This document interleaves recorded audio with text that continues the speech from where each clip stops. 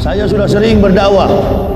Sepanjang usia umur dakwah saya 13 tahun, sudah sering saya katakan bahwa dari latar belakang sejarah secara historik, orang-orang kafir itu tidak pernah berhenti sampai akhir zaman. Mereka akan terus mengganggu Islam. Ada yang percaya, ada yang nggak percaya, ada yang setengah percaya. Sekarang baru terbukti.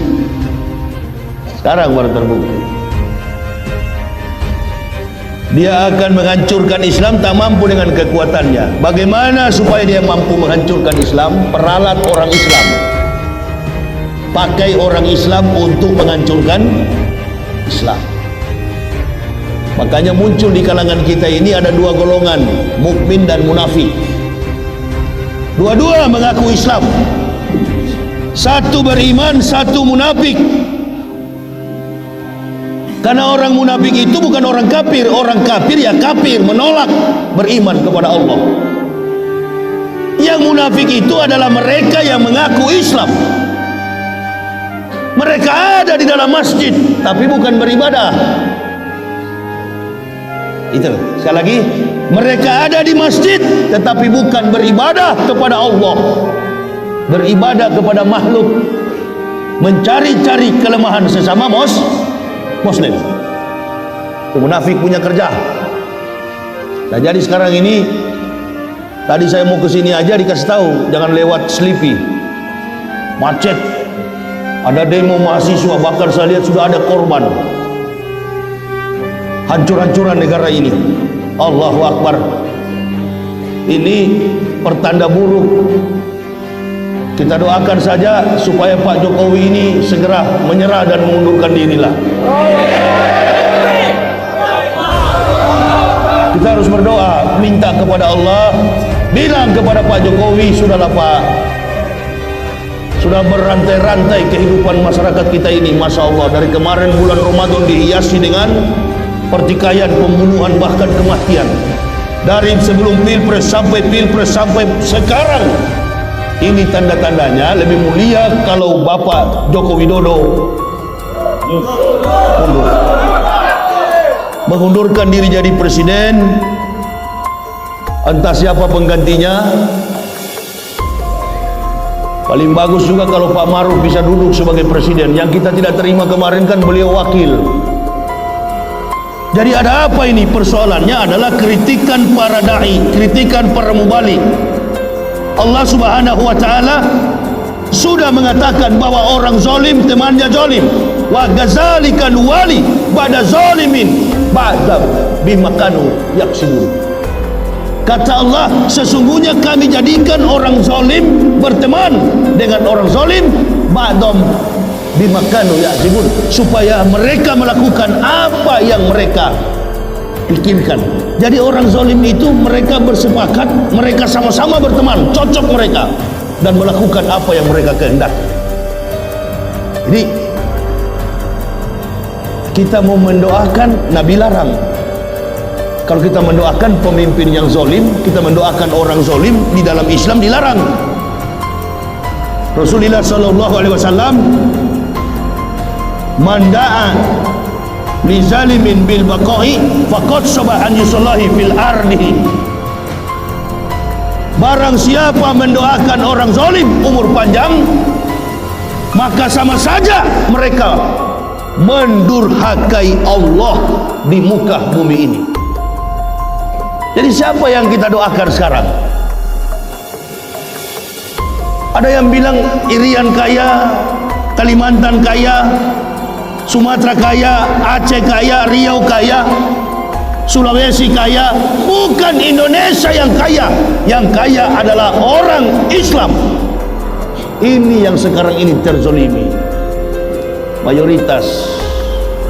Makanya mahasiswa kemarin mereka melakukan nyanyian demo itu, Assalamualaikum, Waalaikumsalam.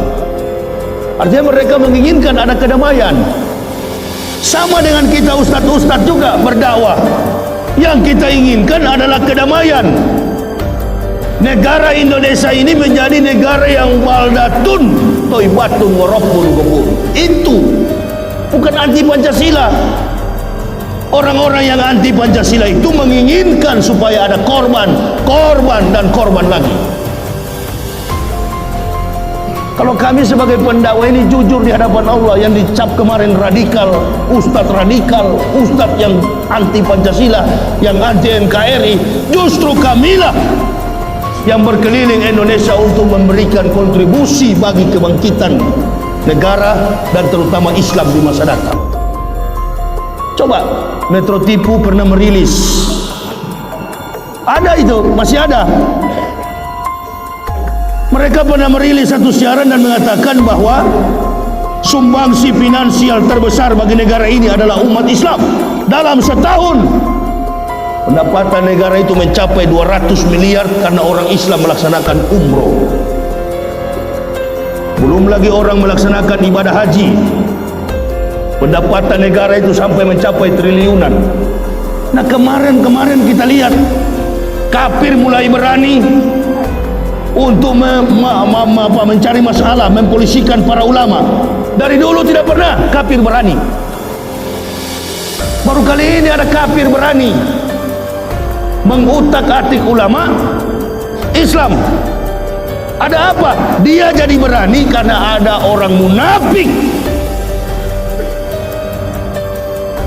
Saya ini orang dari kafir sebenarnya nggak ada tendensi yang begini-gini. Saya bukan dalam organisasi Islam manapun, saya nggak ada.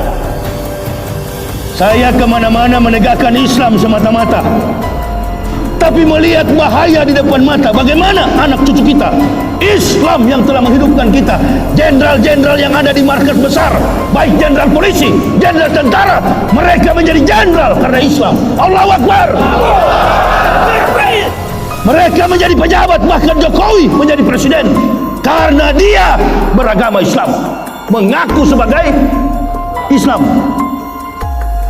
Ini kalau Allah murka, berapa lama dia bolak-balik kita ini?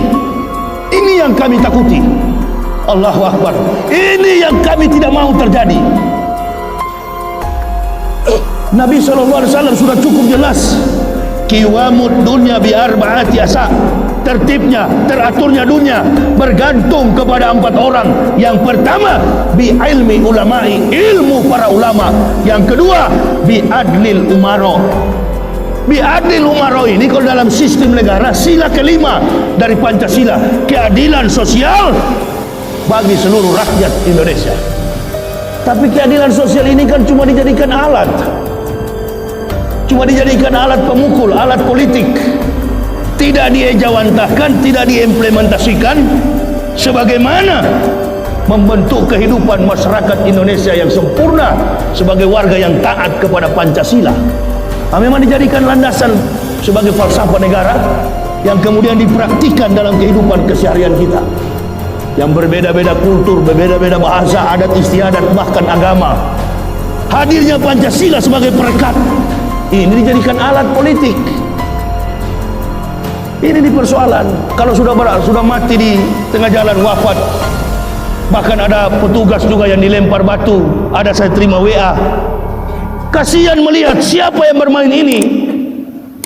Kalau bukan para provokator yang tidak menginginkan Indonesia ini aman dan adil. Ya tidak adil, orang kafir itu tidak adil. Nah, dibutuhkan pemimpin yang adil. Bi adlil umaro, pemerintah yang adil. Yang ketiga, bisa qawatil aghniyah, kedermawanan orang-orang kaya. Yang keempat, bidakwatil fuqara'i, doa orang-orang miskin. Ekonomi sudah susah. Di sepanjang jalan saya tinggal di Cibubur, kota wisata, banyak sekali usaha-usaha rakyat itu gulung tikar, bangkrut, kolaps. Kita hidup berumah tangga, ada satu falsafah kita orang Indonesia, biar tidak makan, biar tidak minum, biar tidak makan enak dalam satu keluarga, biar bahkan tidak makan seharian, asalkan hidup tentram. Logika ini bisa diterima enggak? Enggak bisa diterima. Bagaimana orang lapar mau diam? Orang kalau sudah lapar pasti banyak pikiran, jadi maling, jadi perampok. Bahkan dibayar untuk membunuh pun dia akan bersedia, dia akan siap. Nah, inilah keadilan sosial bagi seluruh rakyat Indonesia. Papua minta merdeka, kalau sampai Papua merdeka, Aceh pasti turut merdeka. Sumatera apalagi, Banten, Jawa Barat, DKI, Betawi, Jakarta, pasti. Jangan sampai itu terjadi. Nah, inilah kita yang disebut ustadz radikal, lebih paham. Ternyata kami yang lebih paham. Mana orang-orang yang berkata bahwa mereka ustadz nasional, ustadz yang cinta dengan pemerintah? Mana? Munculnya mana? Kalau sudah begini, sudah mulai lepas tangan, lepas tanggung jawab. Kami akan tetap di front terdepan untuk menjaga umat Nabi Sallallahu Alaihi Wasallam. Allahu Akbar. Nggak akan lari kami, minimal kami penjara, maksimal mati, tidak peduli. Lebih baik mati berkalang tanah daripada hidup bercermin bangkai. Memang itu yang kami cari-cari. Mati karena dalam jalan kebenaran, walking on the right track, tetap pada jalur yang lurus. Orang kafir saja mulai berani monyet kafir, mengutak-atik Ustaz Somad. Oh, bicara soal kafir bukan Ustaz Somad, sini yang ahlinya. Mau menantang, tiap orang masuk Islam dia komentar, tiap orang masuk Islam dia komentar. Kafir, jangan kau sendiri, sorrow. Satu Indonesia, saya tantang. Percaturan politik ini jauh melompat ke depan, saya sudah baca. Bukan zaman Belanda ini. Kami umat Islam ini seperti semboyan orang-orang yang ada di Timur Tengah, para mujahidin. Mereka katakan, kami berjuang bukan karena minyak yang melintas dari lautan Mediterania. Kami berjuang bukan karena bahan bakar fuel yang ada di Timur Tengah, karena kekayaan Timur Tengah. Kami berjuang karena akidah Islam. Saya dari sana masuk Islam tidak pernah berhenti cinta kepada agama ini. Allahu Akbar. Kau kafir, oh itu hanya pembohong, kau yang pembohong. Banyak sekali orang kau bohongi dengan ajaranmu yang bohong. Ini kalau terjadi debat, saya sudah bilang teman-teman di Tanah Abang, jangan berkoar-koar di YouTube. Kalau laki-laki debat di depan, hadirkan semua, saya tantang satu Indonesia. Saya nggak perlu orang dampingi, cukup duduk di samping, saya yang bicara. Mereka pikir mereka sudah menang, belum. Kami belum turun. Kami belum turun karena kami masih menghormati pemerintah. Biarkan pemerintah urus masalah. Tapi kalau Bapak Ibu pekah, ini bukan Pak Jokowi. Pak Jokowi nggak tahu apa-apa. Di samping kiri kanan Pak Jokowi. Nonton Indonesia Liars Club, nonton Indonesia Liars Club. Mahasiswa menyerang Menkumham. Siapa itu? Kafir. Siapa itu? Kafir. Itu orang Islam seburuk-buruk Muslim tetap saudara. Dia tidak tega agama ini hancur. Saya munafik saudara Muslim, tidak akan begitu. Kafir punya pekerjaan. Walan tarda ankal yahudu wala nasara hatta tatabia milatahum la tazidana asadana si adawata lil ladzina amanul yahuda wal ladzina asyraku. Yang paling keras permusuhannya dengan orang beriman Yahudi dan musyrik, kafir. Ini mereka pikir mereka sudah menang. Belum kafir. Kami belum turun, baru anak cucu, baru anak-anak kami itu. Allahu Akbar. Nanti kalau FPI turun, bilang FPI yang promotor. Nanti kalau Banser turun, bilang Banser. Nanti kalau Ansor turun, bilang Ansor. Jangan mau umat Islam diadu domba. Jangan mau. Masyarakat dengan polisi, polisi dengan masyarakat, masyarakat dengan militer, tentara dengan masyarakat. Kita semua adalah Muslim. Dia cuma segelintir mencoba. Ini high class political. Ini sudah politik kelas tinggi sekali ini. Tapi sudah di puncak sebenarnya ini. tinggal menunggu dia patah di atas, dia roboh ke bawah. Allahu Akbar. Kalau mahasiswa sudah turun, yakinlah bahwa yang berbicara itu adalah isi perut daripada rakyat. Kalau mahasiswa sudah turun, berarti ibu kandung, ibu pertiwi sedang menangis. Kalau mahasiswa sudah turun, nah kita sebagai pendakwa mencoba menetralisir keadaan, bukan memprovokasi, supaya negara ini menjadi baik, dipimpin oleh pemimpin yang bastotan fi ilmin wal jism al-qawiyul amin, pemimpin yang kuat, pemimpin yang cerdas, pemimpin yang mampu membaca setiap realitas persoalan dan berbuat adil bagi kemaslahatan umat seluruh Indonesia. Papua tidak jadi merdeka, Aceh tidak jadi merdeka, hukum ditegakkan dengan seadil-adilnya, ekonomi Indonesia maju, dan kita semua berdaulat dalam segala kompetensi, kemampuan, sumber daya alam yang ada. Itu yang menjadi keinginan kita dalam berdakwah. Tidak ada tujuannya untuk supaya pro ke Prabowo. Tidak ada lagi istilah cebong dan kampret itu. Kita sudah bersatu sekarang. Amin ya robbal. Nggak ada itu lagi cebong kampret, nggak ada. Kita sudah bersatu sebagai satu keutuhan negara kesatuan Republik Indonesia. Bersatu kita.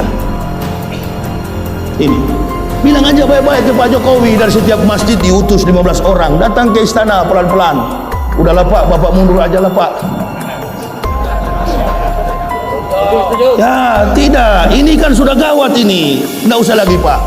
Bukan Pak Jokowi, bukan Pak Jokowi, yakin saya ada di samping kiri kanan Pak Jokowi. Sudah keadaan begini, apalagi kita nggak ada ormas Islam yang turun mahasiswa. Dan jangan ormas Islam terpancing. Saya ceramah di Banten, anak-anak adik-adik saya FPI ikut. Saya katakan kepada adik-adik Front Pembela Islam, jangan sekali-kali kalian muncul di televisi kalau diundang. Nggak mau lagi FPI sekarang. Kenapa? Ini jebakan semua supaya berita viral, berita punya berita, stasiun TV punya berita, untuk menggoreng, mengadu domba seolah-olah kita ini anti pemerintah. Padahal kita bukan anti pemerintah. Kita ingin bersama-sama dengan pemerintah membangun negara, terutama Islam di masa yang akan datang. Allahu Akbar. Jangan mau kita. Kalau ada wartawan kesini minta wawancara dengan saya tidak punya tendensi, tidak punya interest, tidak punya kepentingan. Makanya saya dari dulu sendiri, karena saya sudah tahu ke depan, saya sudah bakal tahu ke depan. Oh ini nanti kalau saya berkelompok dituduh saya karena kelompok ini yang suruh, kelompok itu yang suruh. Nggak ada. Kemarin pun saya melawan tuh kafir itu karena sudah keterlaluan. Sok-sok pintar bahasa Indonesia saja nggak putus-putus, apalagi bahasa asing. Mau melawan saya, jatuhlah harga diri saya. Nggak level. Kalau level saya itu dari Amerika, dari Jerman datang ke sini, itu level saya. Kalau dari timur sana, orang Papua pun tak ada satu orang yang komentar, karena saya lama di Papua. Dia dari NTT sana komentar sama saya, urusan apa, hubungan dari mana, kenal dari mana. Walazina kafaru wa kassabu bi ayatina ulaika ashabunar khalidina fiha wa bi'sal masir. Orang-orang kafir, ahli-ahli kitab yang mendustakan ayat-ayat kami tempatkan mereka ke dalam neraka jahanam. Itulah seburuk tempat kembali. Yang pembohong ya ahli kitab.